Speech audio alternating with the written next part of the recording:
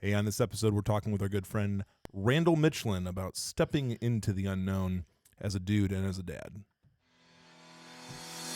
You're listening to the Dudes and Dads Podcast, a show dedicated to helping men be better dudes and dads by building community through meaningful conversation and storytelling. And now, here are your hosts, Joel DeMott and Andy Lehman. Joel, Hi, Andy. welcome. Hey, it's good to be here on this dark and stormy night.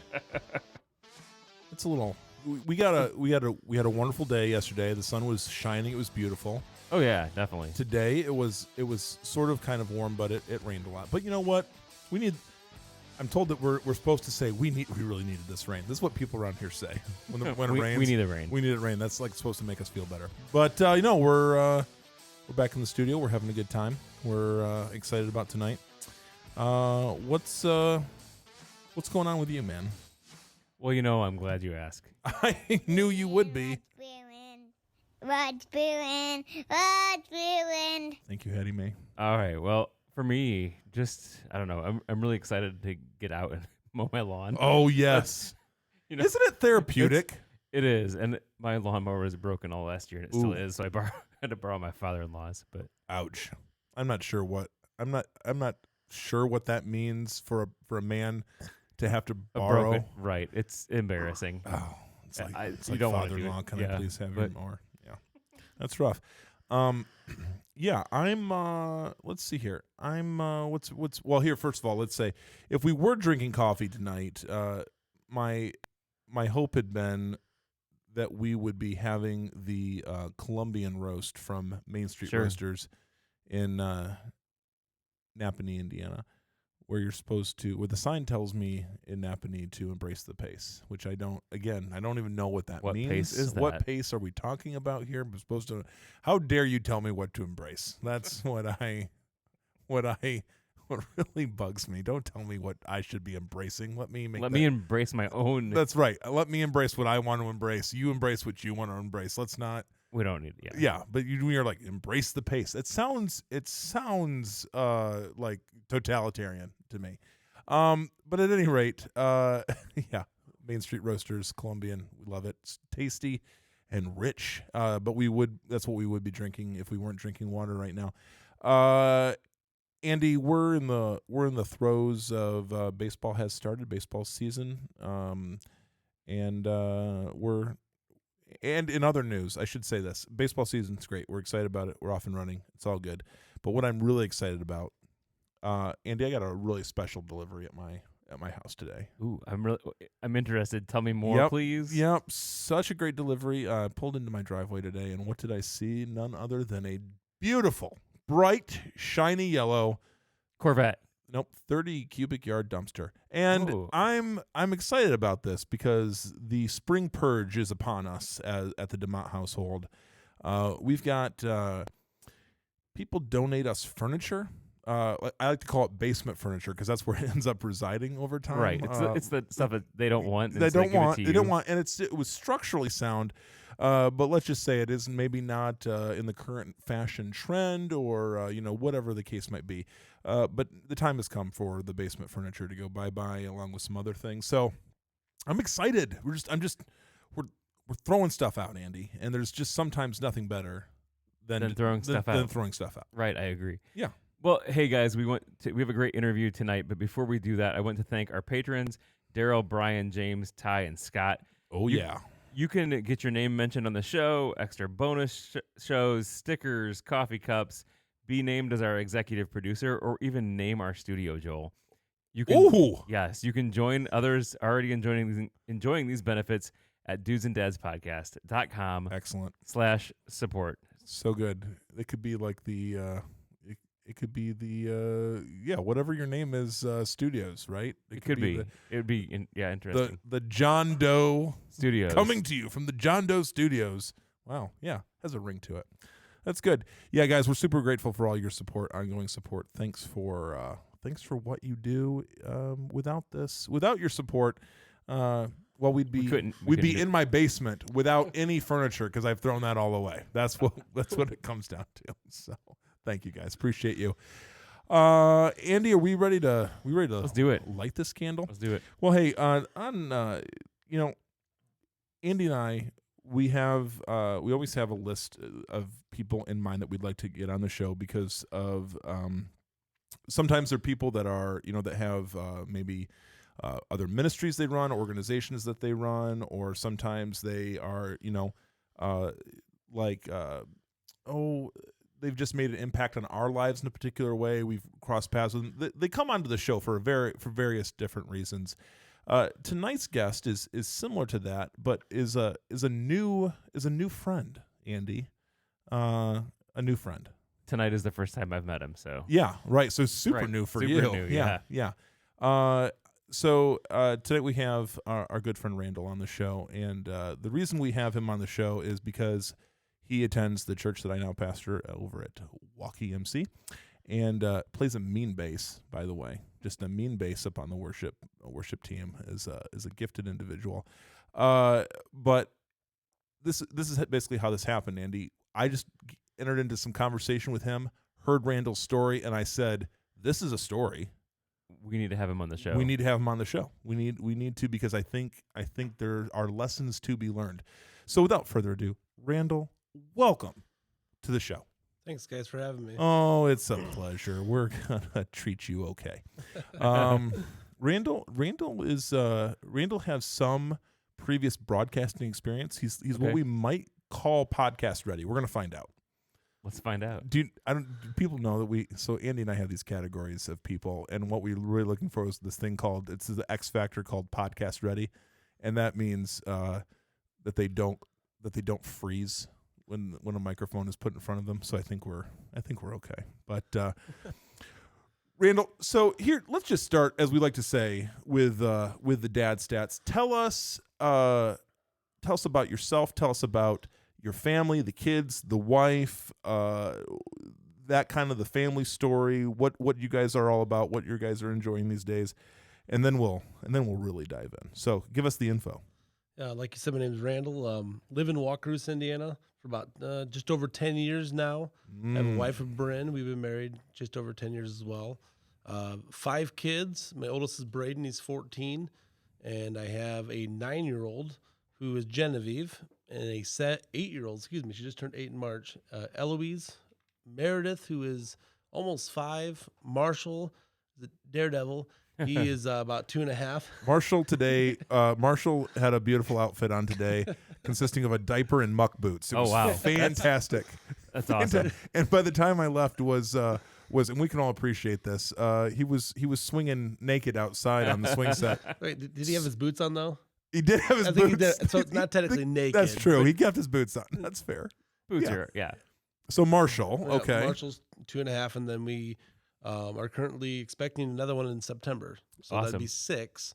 And I can see your eyes. Do we know if I'm trying to think, because do we know boy, girl? Yeah, I don't even know where you are in the. I'm gonna go on the record. record and say that it's gonna be a boy. Okay. Okay. That's just a prediction. Okay. I'm really good at it.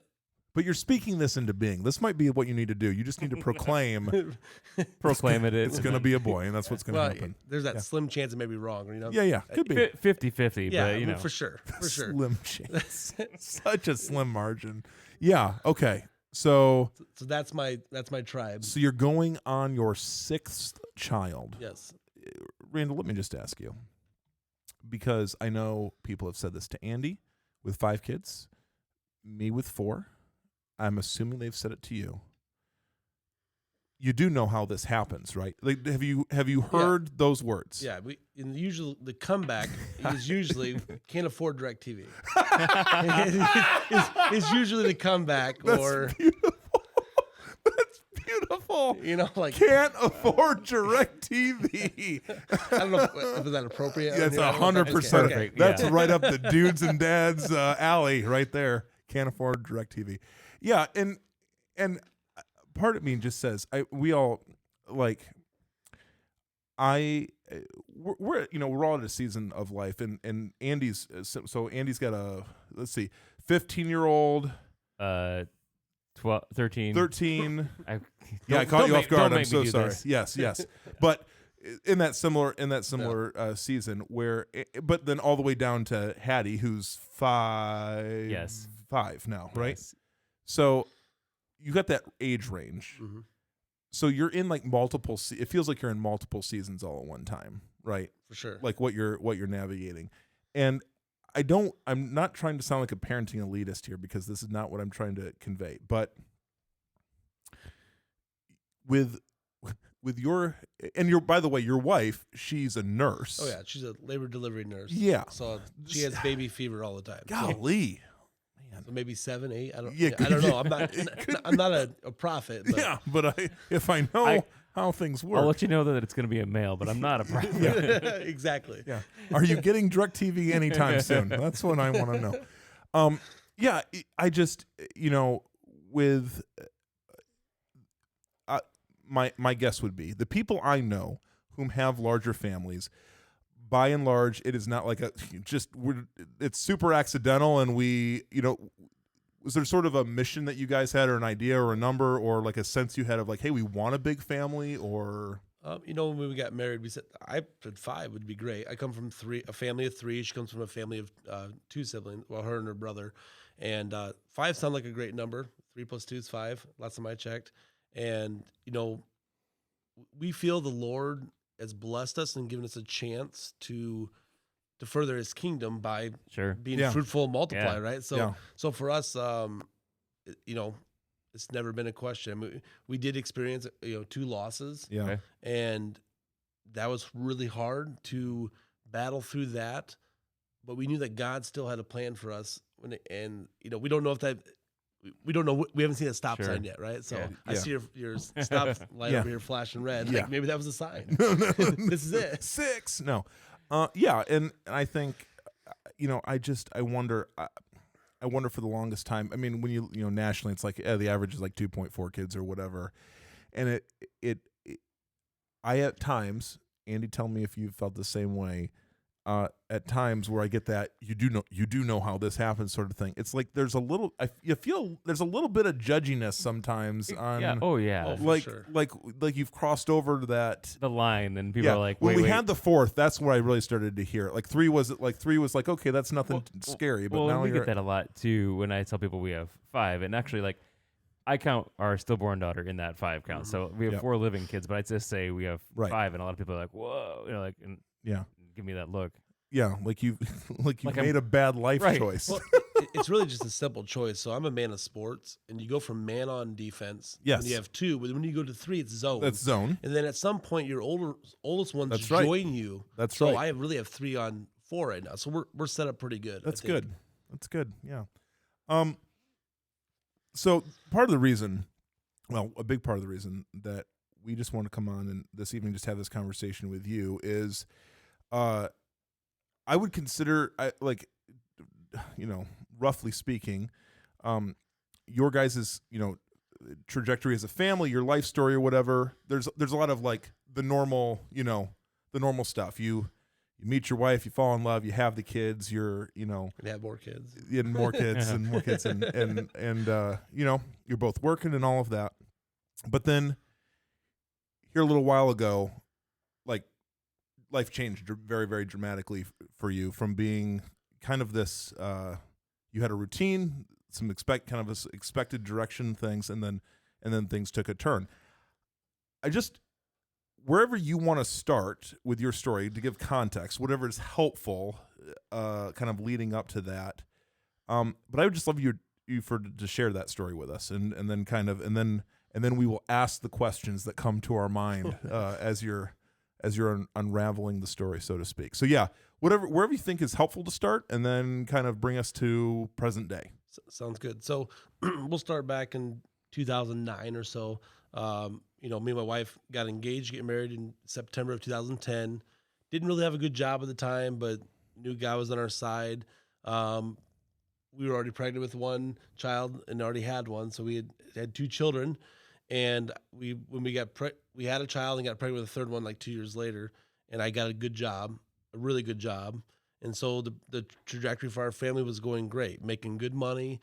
She was making good money as a nurse. We were just quote unquote killing it. And just not too many things that were going wrong. Like God just laid that out for us. And then, you know, a few kids later and a few years later, bring up now to 2021, so what, 2019 now.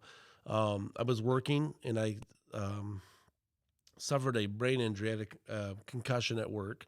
And, you know, concussions are really hard to, like they can diagnose them, but you can't see it. Sure. And how severe is it, right? And so in 2019, this happened at work, and I spent 10 weeks off of work, and kind of a lot of unknowns. Not really sure like what to expect. Will I get better?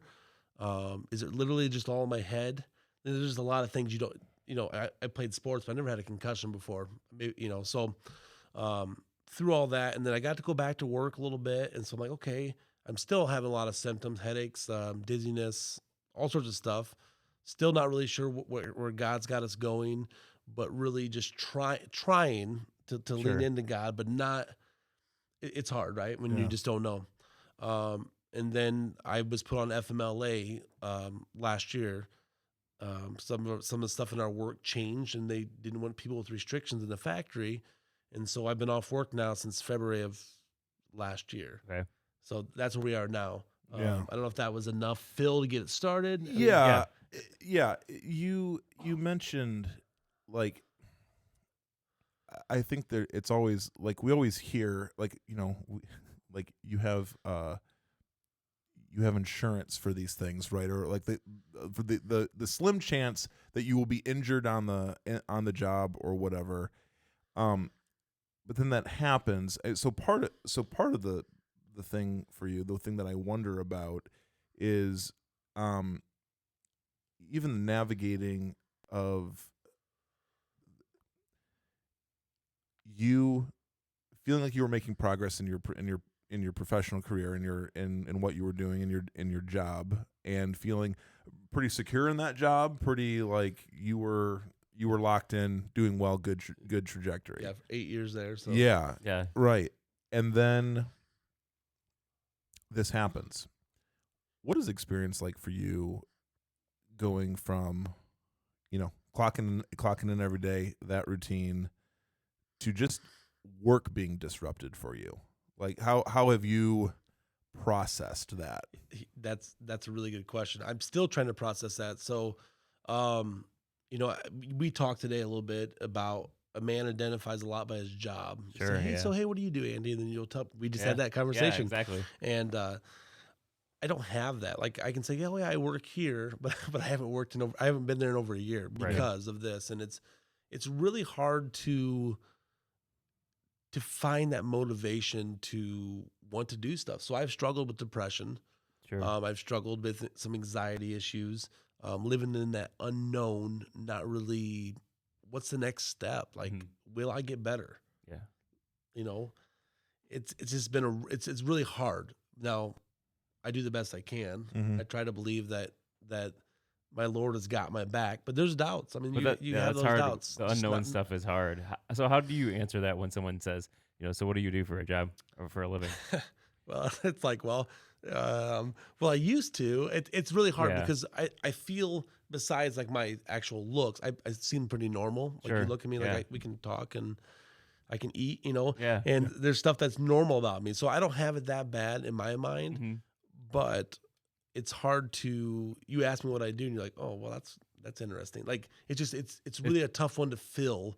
You know, I don't know, like, so I just have all sorts of different answers. There's like nothing like dead on. I would assume it's a little bit like me when people ask me, like, oh, what are your kids' ages? And I tell them, well, we have a stillborn child. And they're just like, shoot. oh, yeah, sorry. Like, they kind of don't know what to say, and they For back sure. off and kind of just apologize and walk away. Yeah. I mean, I get that a lot. I mean, you know, a lot of people I come in contact with are pretty cool about it. Like, some people don't understand because, like I said, I do kind of look like everything's okay. But, you know, my thing is, like, I am kind of like awareness a little bit. Like, if you ask, I'll tell you, because I want you to know that people are suffering from stuff that you and I can't see. And so it's huge that we sometimes put ourselves in other people's shoes and get a different perspective. Yeah. What's it like on your worst day? The worst days. excuse me. Worst days, just terrible headaches. Any sound, light, just drives me nuts. Can be super irritable with my kids, my wife, lazy. Just no. I mean, you lose the drive a little bit. Sure. You just lose the. I mean, I could probably do the dishes, but So I mean, there are some pretty bad days. Luckily, I mean, I get like maybe 2 of those a week sometimes. Okay. Yep. Sometimes not, and I've found ways to kind of like work through it because. Sure. And I was just going to ask that. So, as far as like your family goes, do you have some sort of a like, not keyword, but something where you can be like, hey, like I'm experiencing, some stuff. Can like so that they know that you're not just like snapping at them or whatever. For my kids, they can see it. I just lay on the I'll lay on the floor for an hour, right? Yeah. Like so they can see that. I just do my best, like not to be that guy, but that happens. I can't control it, and I don't feel it's normal for them to have to live through that. Yeah. So I mean, they see it. My kids go through it. My wife goes through it, but like I do the best I can not to ruin their day. Gotcha. So that I don't know. That's hard. One thing I appreciate. I mean, I can see it, and again, I got a front row seat today because I got to hang out at. Randall and I, we did some drywall. We did some drywall today, and here's the deal: if you really want to get to know a person, do drywall. I think there's just a lot of lessons that one learns in the drywall process. Well, you did all the work, and well, it's more specifically if the person knows how to measure or not. That's really what. So don't ever hang drywall with me, please. You said 5/8. But in my time, in my short time with you guys, whatever, I perceive that it. If we need to edit this out because you're going to tell me that I'm wrong after this, but I don't think I am. Like you and Bren are in this together. Oh, for sure. Yeah. What has it always been that way? Like, was it that way from day one, or has there been work that you guys have had to do together to kind of come to where you are presently? Surprisingly, it's been pretty together from the beginning. I mean, you have to go through like an understanding process of like what you're going through, but I don't think it's ever been like, hey, we need to call Pastor Chris and sit down and talk. Yeah.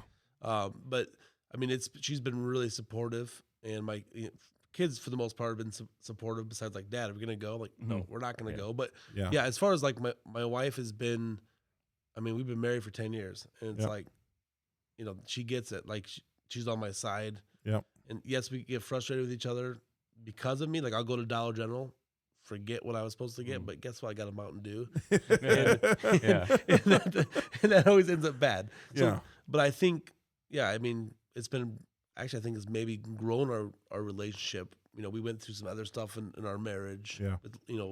A couple, like I mentioned, we lost a few children before they were born, and we had to go through those hard times. And we had some other family stuff that we went through. So this, to us, is just another stepping stone. Not in the bad way, but I mean, it's going to be good. Like, we just, as a family, we're going to grow together better. I don't know how that's going to look, but it's going to work somehow. So. Yeah, I just think I said this to you earlier today, but it's a lesson that I have learned honestly from Andy and Julie. A big part of it is that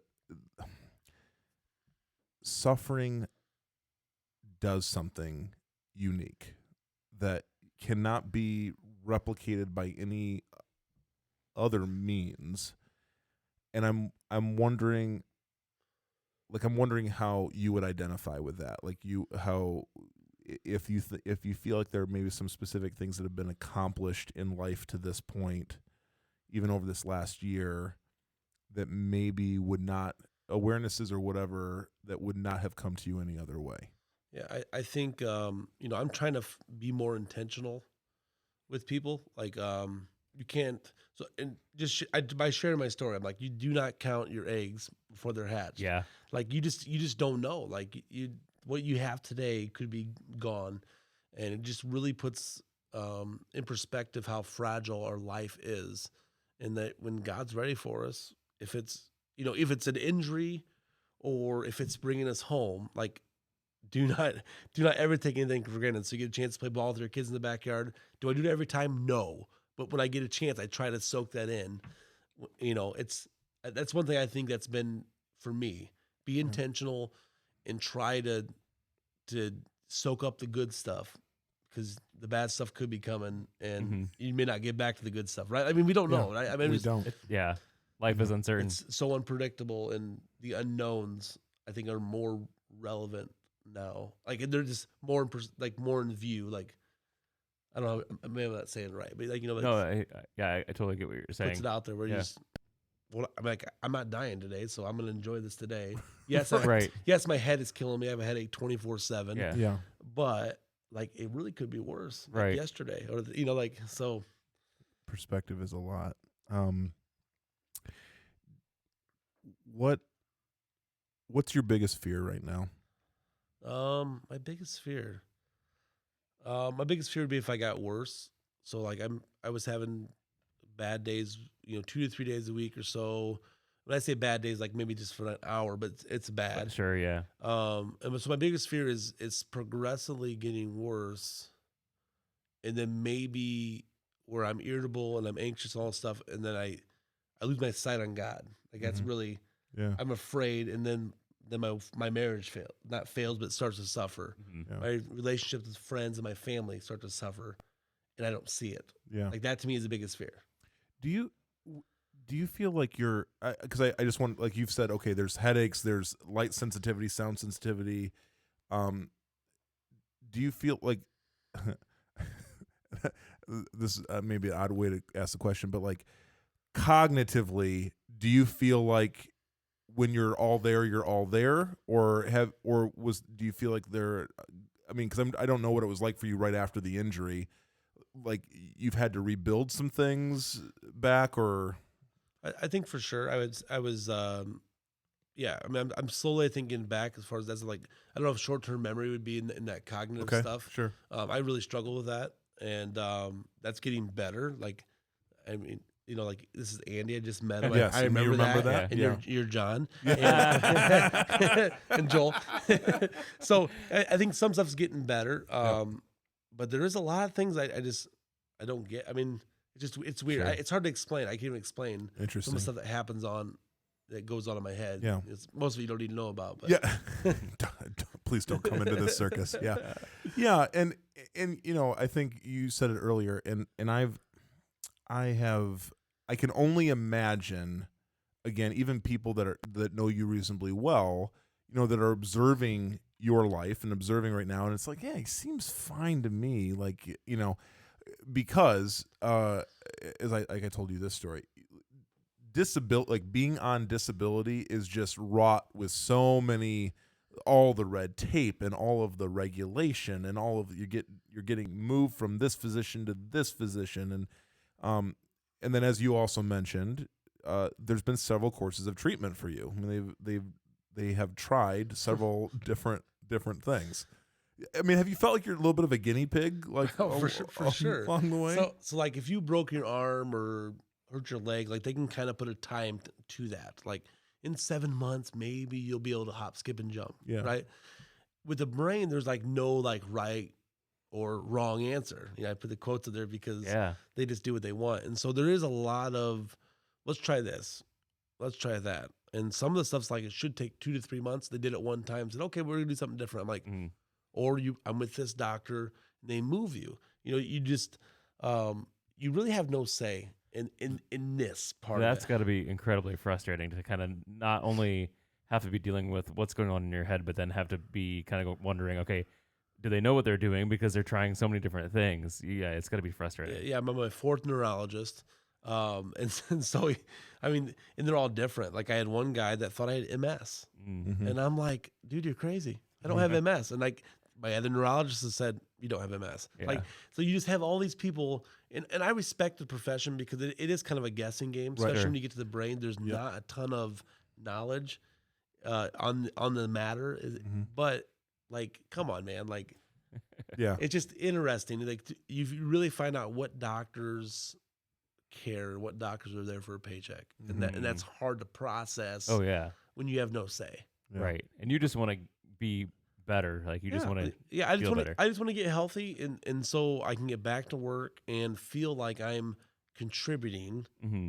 Yes, I'm going to bring on some disability, but it's not like Yeah. You know, one of my sayings, like someone say, "How you doing?" Or "How's it going?" I'll say, "Not bad for a Monday," because I don't know what day of the week it is most of the time, because Yeah. I only know because Sunday, that's the Lord's day. And after that, it's kind of like, well, is it Tuesday or Wednesday? Yeah. So like, there's just a lot of things that, it's just interesting to be on this side of this. Don't ever get hurt at work. I'll just tell you that much. Yeah. Well, and I would imagine that, employers are, number one, wanting employees to be on disability for the least amount of time, if at all. For sure.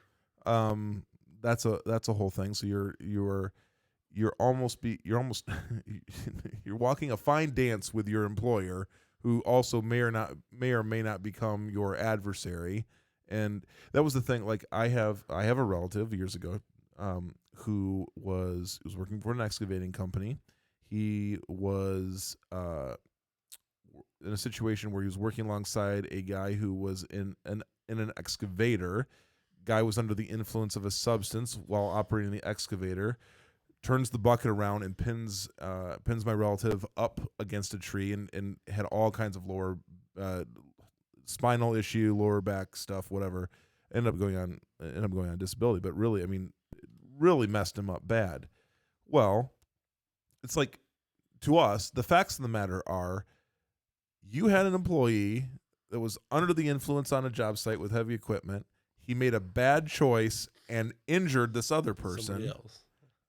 He got hit with an excavator, for crying out loud. Like, like that. It's like, oh, okay. That's kind of going to change your life. Yeah, right. And it did. Well, what did they do? He filed for disability. He's one day he goes grocery shopping for himself, has 2 grocery bags. They managed to get a investigative photographer out, like, an adjoining property to his house, and took photos of him picking up a grocery bag, right? And then that was this whole thing of like, see, he's not really as hurt as, like, that whole thing, and trying to prove that he wasn't injured, regardless of the incident that occurred and all of that.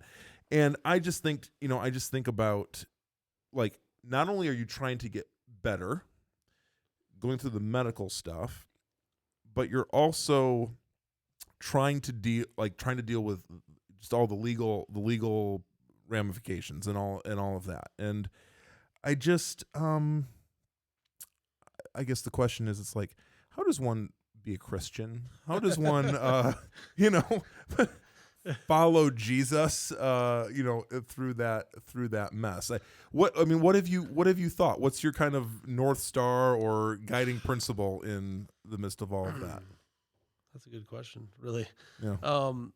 It's been hard. Like, I've had some really deep conversations in our men's group. Like I doubt that God will heal me. Yeah. I doubt that He cares, because, like, who am I? Like, there's people in wheelchairs that will never walk. Like, so, not saying that God wouldn't heal me if I truly believed it, but then that perspective, and then I question my faith. Like, is my faith not strong enough to reach out to even touch His cloak and believe that? Yeah. And so it has been hard. I feel like I've surrounded myself with a lot of great Christian men that, they're not so much calling me out or like, dude, you're struggling today, but they're like, hey, if you need anything, I got you. Yeah. And so it's been hard. I've seen God move. I've seen great things out of this. I mean, last year, with the way the coronavirus was handled, if I wouldn't have been injured, I would have been at work. I wouldn't have spent this quality time with my kids. Mm-hmm. And that to me was amazing, just to be able to see my youngest Marshall. He actually he's had seizures. Oh, wow. And so I was there we don't know what's going on with him either, but we was able to be there for some of those moments where I wouldn't have been. So I feel like God's timing, you and I talked today a little bit about how things were just working out, be able to do some stuff at my home. And I feel like God just is like, I got you. Like, and so I do struggle with that. It's like, maybe it just depends on the day, but I do know, in John 3:16, God did send His Son to die for us, and we just need to believe, and we can spend eternity with Him. And so I go back to that, and then I go back to what Philippians 4:13, I can do all things through Christ who strengthens me. And so those are my verses I kind of like Lord, I need you. Like, Lord, I need you. I physically need you. Yeah. And I'm going to believe. So one thing we talked about today, and I may be rambling here, but I have to get to the point where I'm okay. Like, this is not going to screw me and God up. Yeah. Right? Like, you have to get to that point. Any kind of tragedy you have, anything in life, get to that point where it's okay. Okay, this is not cool, but me and God are still going to be good. Right. Yeah. Well, and looking ahead, like, he knew that this was going to happen. He's got you in his hands. For sure. So that's where I'm at on that. So I think in my faith, I'm doing well. Yes, I will be a doubting Thomas sometimes. Sure. I won't deny God, but I will definitely be like, dude, are you there? Yeah. Hello? Like, I'm listening. I'm trying to be quiet, but I have 30 kids running around. Well, but that's the Psalms, right? That's that is, I think it should be of great comfort to us when we see the biblical story playing out in a way that overlaps with our own, and the fact that God has always given room for people to be like, hey, not doing great today, and and how long, oh Lord, and I've got a lot of questions for you. I think that's one of the beautiful things about the faith that you're articulating, is that there's room for all of that stuff. And Randall, I have to say, like, the other thing I appreciate about you is that I think your own personal experience probably informs a lot of this.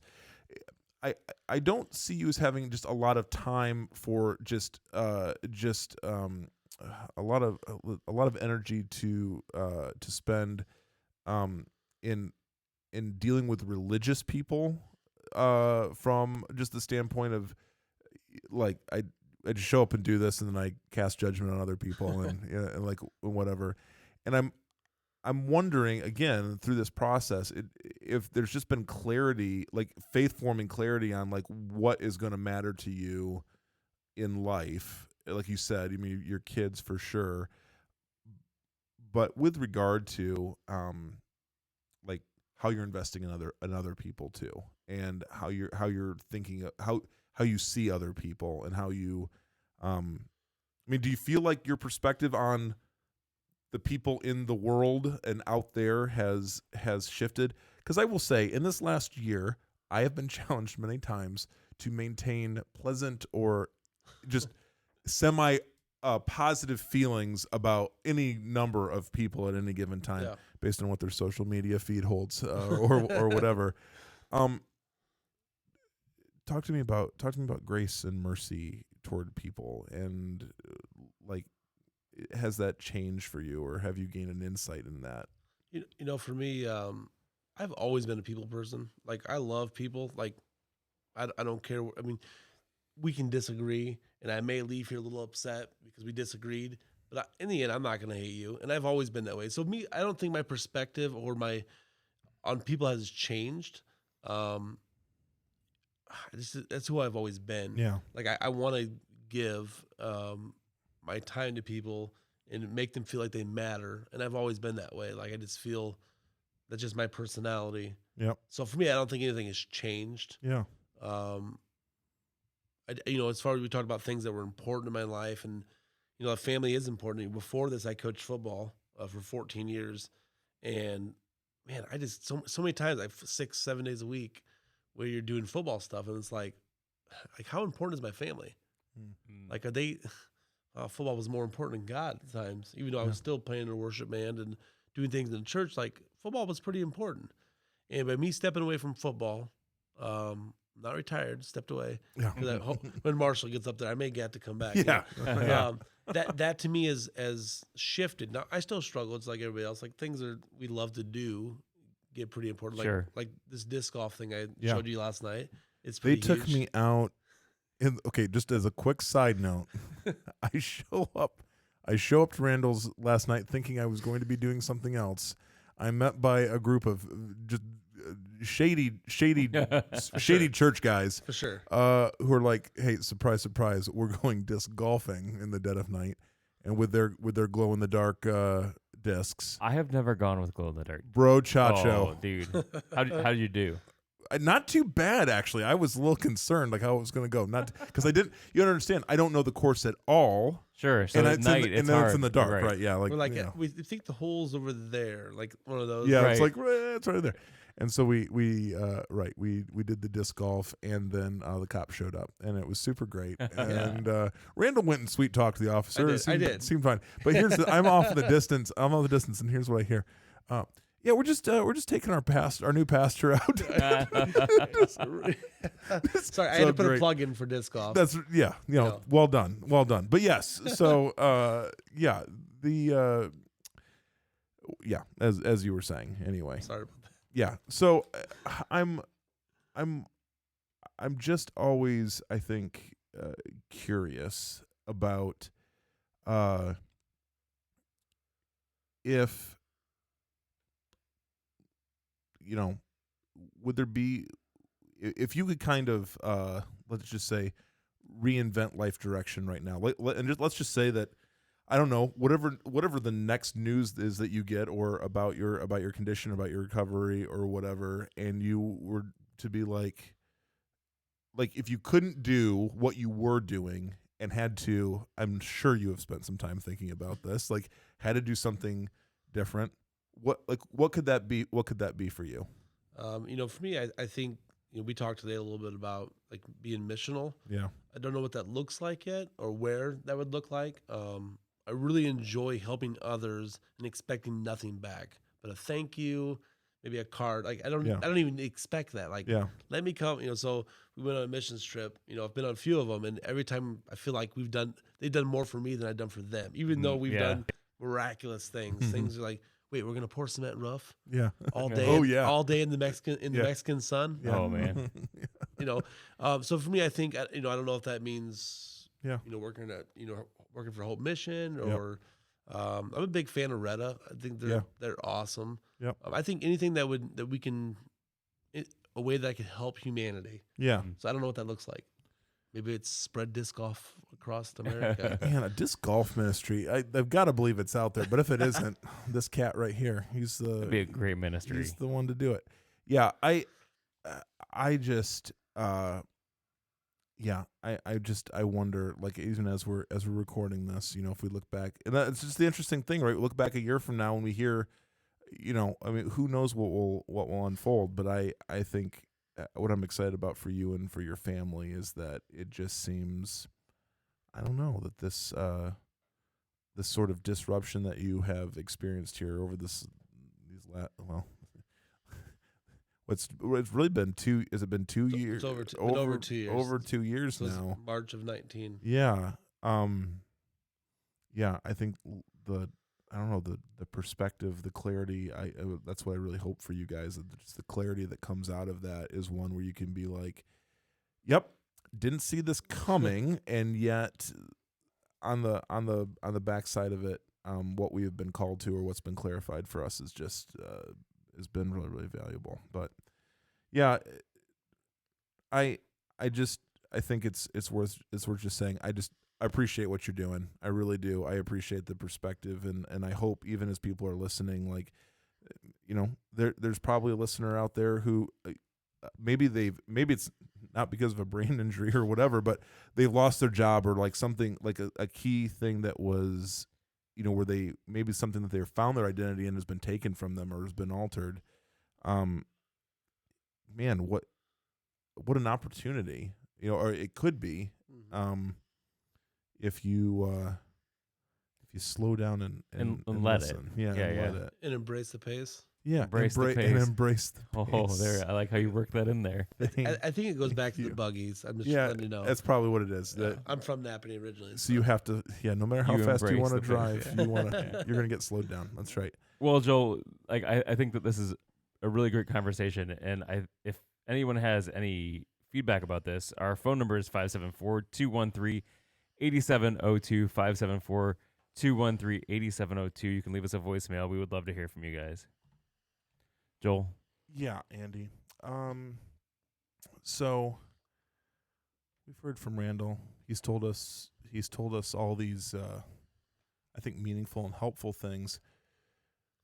And now as we always have to do, we have to bring a certain entertainment value to the show. We don't know if this is going to invest in anyone's future or help anybody in any way, but we sure have a good time doing it. Now it's time for Dudes and Dads Pop Quiz. Oh, thank you, Aaron. All right, so those of you who have never joined us here with the Dudes and Dads Pop Quiz, it is basically just us asking random questions that we don't know. I would say we don't know ahead of time, although we do have our new pod decks. And this is a big shout out to pod decks. Man, they've helped us over. So pod decks, that's poddex.com. Not a sponsor of the show. Not a sponsor, not but yet. we could turn a corner. But the good people over at pod decks, they've got these nifty, and quite honestly, this would be great for like anything, like whether even to have a podcast or you're interviewing, like just questions for people, like breaking the ice. You got to ice break or like a small group discussion or like whatever. Super helpful. So it's like 52 cards, like the size of playing cards that have just our questions on it. So, and there's no face. But they're unlike playing cards. There's no faces on them, so there's no devil in the cards. So Joel, I'll let you break these out. You can go first. Okay, all right. So Randall, in no specific order or level of legitimacy, we each have a few questions we're going to ask you. So my first question is, what's the best piece of advice that you've ever been given? Best piece of advice. I had a guy one time tell me that I said something like, I can't wait till this weekend. He said, do not wish today away. Oh. And then it goes back to biblically. It's about, today has enough worries of its own. Right. Don't worry about tomorrow. That's like, whoa. Don't wish today away. That's solid. All right. So my first one is, what is your favorite gadget? Favorite gadget? I feel like you're kind of gadgety. I like Inspector Gadget. Well, like anything. You do robot stuff, right? I do. I do coach robotics at North and Middle School, so that's a plug for those guys. Yeah, 100%. So robotics dudes. Yeah. I don't know. They have some pretty cool stuff in there. I don't know. Do you have like a music related gadget or like a tech gadget or? Yeah, that's a tough one because I don't. Wow. Yeah, I know I look like I should have at least something. I just. And then he pulls something to pull out of his back pocket. I do carry a knife on me. Is that considered a gadget? Sure. Yeah. I carry a Kershaw knife I got one time. All right. Beautiful. Okay. That was a tough one. Jeez. Yeah. Randall, what do you consider your greatest achievement? So really what this is who's your favorite kid? That's my greatest achievement, of course, is married to my wife. Attaboy. Definitely married up 3 or 4 levels. I've just tossed a softball out there to you. That's beautiful. Bryn, I hope you have heard every word that has come out of this man's mouth. All right. What are you currently curious about? Well, this is serious. Yeah. I am curious. I saw a documentary on the world being flat. Yeah. And I don't know. Now you're curious. I've never been to the moon, so I can't tell you if the world's flat or not. That's a shout out to Austin Shirts, by the way. Oh, hey, Austin. Is Austin secretly? Is our good friend secretly a flat earther? I don't know. He's the other way. He's the other way. He believes in the sphere. Okay. What is something? What is something that you like that most people don't like? Something I like that most people don't like. I love things to be spicy. Spicy. I meet a lot of people that are like, this medium's okay, and I'm like, come on, let's turn up the heat. There's no spice in that medium. No, I'm like, and maybe I burn all my taste buds, so I can't taste it now. But I love it hot. Yeah. All right. Awesome. So this one gets a little bit. I got all the serious ones today. These are kind of. You gave me the serious ones. No, I don't think I did this on purpose. Yes, you did. Okay, I have a serious one to follow this. Whatever. When were you the most? Sorry, I can't even talk. I'm so. You're so serious. When were your parents most disappointed in you? Ooh. Most disappointed. Okay, let's think here. Maybe when I stopped going to Purdue. Went there for a year. Came home. Okay. I was a pretty good kid. I never got caught. So I was a pretty good kid. I never got caught. I never got caught. If they only knew. That's probably. All right. That's a good life tagline, like Randall Mitschelen, never been caught. That's good. Randall, when you think about success, who comes to your mind? Success. It depends what level. Obviously Jesus was pretty successful, but that's just a church answer. But success, I don't know. Was he? I mean, he died. I mean, so but he did what he was supposed to do. Right? 100%. Right. That was a terrible joke. You know, I think success. You look at, I'm not specifically a person, but you go down to like Lake Wawasee, and you see an old couple out there on a pontoon, and you're like, they've been married forever. They had to kill it in the business somewhere. Like, how'd they get that sweet boat? So, I mean, that to me is like. But they're still together and enjoying a pontoon. Andy, I think that's a good life goal. Like you and I. Pontoon. Let's just start there. No. You and I? Yeah, you and I on a pontoon. That's success. I don't know about that. That is success. No, someday if you ever are out on Lake Wawasee with Julie and you're on a pontoon boat and you guys are, you've shipped all the kids off to the various places that they will go in life. Some years old. Yeah. And you're sitting out there. I think it's fair to say that you'll be able to look at each other and be like, this is success. We did This it. is success. We did it. Maybe it's not Wawasee. Maybe it's a smaller lake because, I mean, let's be real. Wawasee's expensive. Yeah, right. So like Dewar or something like that. Yeah, Lake Wawasee, largest body of water in the state of Indiana. Is it? It is. Huh. It's bigger than Wait, hold on Geist though. Reservoir. Hold on though. You do all of this fake history. I think natural body. I don't know what the qualifications like. Natural body of water. You do all the fake history stuff though. I don't know that I can trust you with Where's this. the fact yeah. checkers? Yeah. You have to look. We at need to Lake get a fact checkers for this show. Lake Wawasee holds some special title as far as being a lake in Indiana. Holds special things in your heart. It That's does. all. All That right. too. So this is my last one, and this, Joel, you gave me the bad one. Oh golly. What's your reoccurring nightmare? Reoccurring nightmare. So here's a secret, guys. Oh. I don't dream. Really? Wait. I'm dead serious. And let me I don't ask: have is dreams that pre or post brain injury? I don't know. I don't really have nightmares or dreams. I would say if my nightmare would be to lose a kid. Yeah. Mm-hmm. Yeah. That would be a nightmare if I had to bring it to real vision. But I don't think I probably do. Everybody dreams, but like you have no you don't memory or remember awareness it. of your dreams. Do you feel like, by the way, just as a side note, I'm the same way. I rarely am conscious of dreams, but clearly had very vivid dreams as a younger kid. I'm feeling like some doctor out there can explain to me why I have less. Do you dream, Andy? Yes, lots. Yes. Interesting. So this is not just like an adult thing. Okay. I do. Remember Okay. my dreams If there is a qualified medical professional out there, what is the dreaming thing about? Right. And what's weird is it's usually you can tell, like, for me, if I wake up right out of like REM sleep. Okay. Because I have my Fitbit, so my Fitbit will tell me if I'm where I'm at in sleep cycles, and so. Usually, if I wake up out of REM, I'm like, oh, yeah, there was a dream there. Interesting. Yeah. I have a deal for you. Okay. For 3 Dogecoins and 5 Bitcoins, I will make this happen. Oh, wow. Okay. All right. Wow. Okay.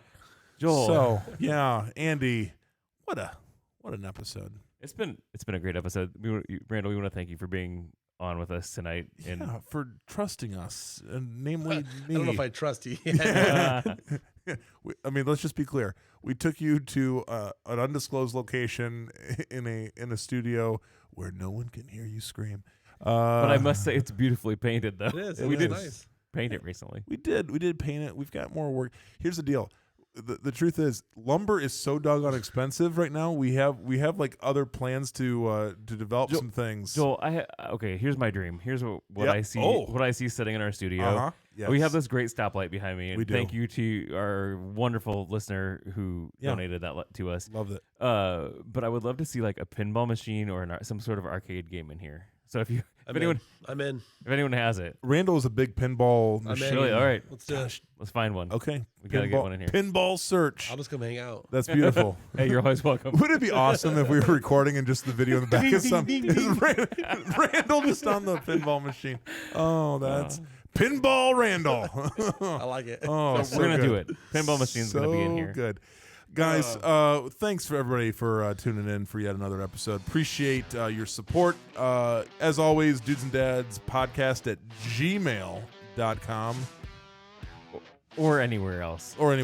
Hit us up on the social medias, all that good stuff. Hey, if you've not liked us on Instagram or followed us on Instagram, what's wrong with Go you? ahead and do that. We want to get. What's wrong with you if you haven't liked us? We would like you to go follow us on Instagram. Please do it. Do the follow, do the like, share because sharing is caring, right, Andy? Absolutely. Well, hey guys, it's been another great time together, and until next time, we wish you grace and peace.